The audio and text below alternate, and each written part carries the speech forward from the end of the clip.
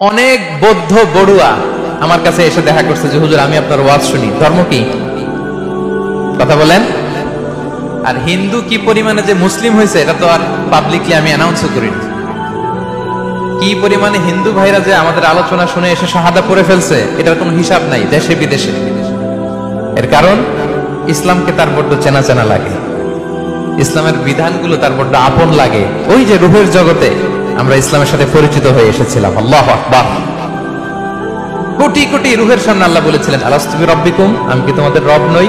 আমরা বলেছিলাম ক্বালু বালা, হ্যাঁ আপনি আমাদের রব। ওয়াশাহিদনা, আল্লাহ আমরা সাক্ষ্য দিলাম যে আপনি আমাদের রব।